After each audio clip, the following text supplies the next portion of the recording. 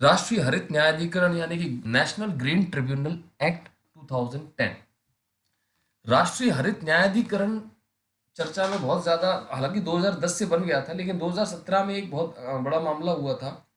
श्री श्री रविशंकर जी की एक संस्था है आर्ट ऑफ लिविंग का एक प्रोग्राम था यमुना किनारे। और उस यमुना किनारे प्रोग्राम करने पर उन्होंने पर्यावरण को काफी प्रदूषण फैलाया। और प्रदूषण के कारण नेशनल ग्रीन ट्रिब्यूनल ने उन पर 5 करोड़ रुपए का जुर्माना ठोका। हम आगे चर्चा कर रहे हैं तो हम इसी ग्रीन ट्रिब्यूनल की बात करने वाले हैं। इसने क्या कदम उठाए, क्या क्या काम किए, हम आगे जिक्र करेंगे।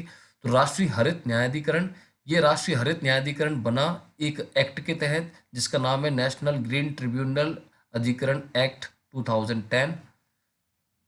2 जून 2010 से लागू है। सबसे पहले इसमें संक्षिप्त नाम, चूंकि ये नेशनल ग्रीन ट्रिब्यूनल एक्ट में कुल मिला के 37 सेक्शन है, 37 धाराएं, तो हम इतनी तो याद कर नहीं सकते, तो हम प्रमुख प्रमुख धाराओं के बारे में बात कर रहे हैं कि भाई धारा नंबर 1 में संक्षिप्त नाम, दूसरे में इनकी डेफिनेशन परिभाषा कि भाई नेशनल ग्रीन ट्रिब्यूनल का गठन कौन करेगा, केंद्र सरकार करेगी। इसके अलावा इसकी संरचना धारा नंबर 4 में दी गई है। इनकी वेतन भत्ते अध्यक्ष की आयु सीमा 5 साल या 70 वर्ष, पदावधि और सेवा शर्तें आगे हम चर्चा करेंगे। अब इसमें अलग अलग सदस्य हो गए, देखो ये समझना, आपके अध्यक्ष हो गया, इसके अलावा न्यायिक सदस्य अलग होते हैं, विशेषज्ञ सदस्य अलग होते हैं। तो इनके तीनों की अलग अलग आयु सीमा है। देखिए अध्यक्ष की आयु सीमा 70 वर्ष, 5 वर्ष या 70 वर्ष। लेकिन अगर वो न्यायिक सदस्य होंगे तो उनकी आयु सीमा है 67। ये याद रखना, ये थोड़ा इंपॉर्टेंट आयोग है, इससे प्रश्न पूछे जा सकते हैं क्योंकि ये चर्चाओं में रहता है और एनवायरनमेंट से संबंधित है।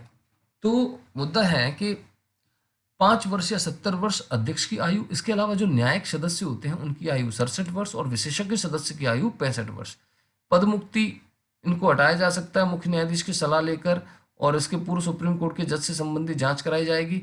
विशेषज्ञ सदस्यों को केंद्र सरकार हटा सकती है। देखिए न्यायिक सदस्यों में अभी जज वकील जज लोग होंगे तो उनको तो ऐसे नहीं हटाया जा सकता कि भाई भाई उनके भारत के मुख्य न्यायाधीश की सलाह पर हटा सकते हैं, और उसके पूर्व पहले क्या जांच होनी चाहिए, सुप्रीम कोर्ट के जज से संबंधित जांच, सुप्रीम कोर्ट के जज ने जांच कर ली होगी तभी उनको हटाया जा सकता है।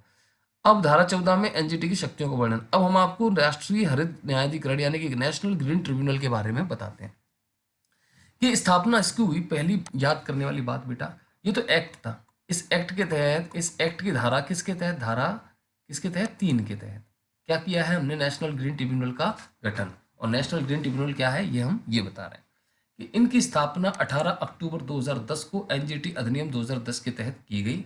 और क्यों की गई कि भाई पर्यावरण संरक्षण के लिए, वन संरक्षण के लिए, प्राकृतिक संसाधनों सहित पर्यावरण से संबंधित किसी भी कानून अधिकार को लागू करने, पीड़ित पक्षों को त्वरित समुचित राहत और मुआवजा प्रदान करने से जुड़े मामलों के प्रभावशाली और त्वरित निपटारे के लिए इसकी स्थापना की गई है।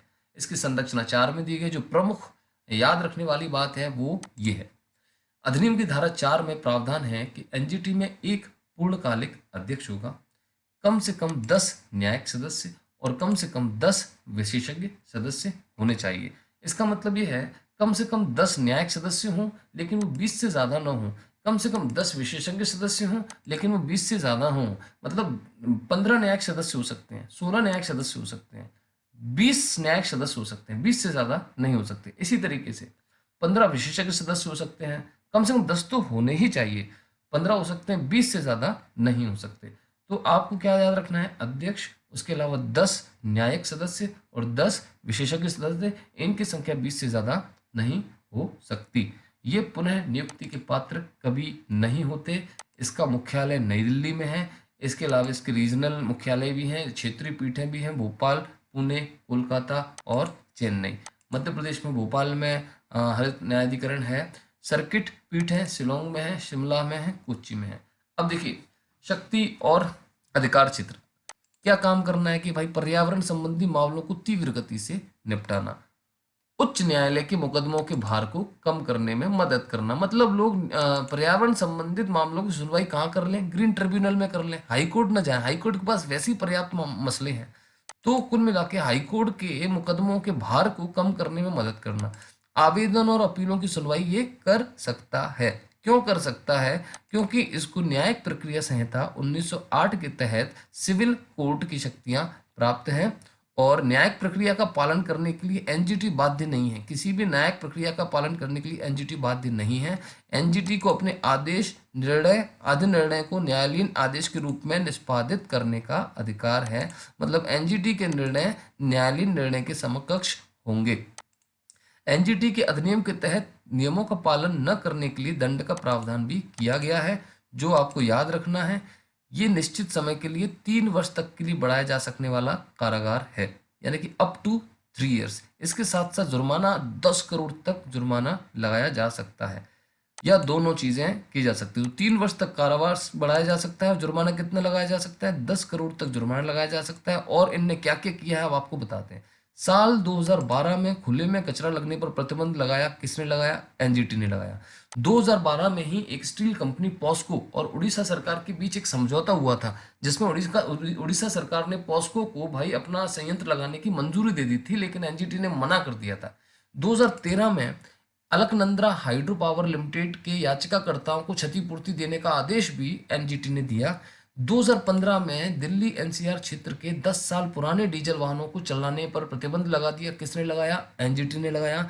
2017, जिस बात की मैं बात कर रहा था, 2017 रविशंकर की संस्था आर्ट ऑफ लिविंग पर 5 करोड़ रुपए का जुर्माना लगाया, यमुना किनारे आर्ट ऑफ लिविंग फेस्टिवल से हुए पर्यावरणीय नुकसान की भरपाई के लिए।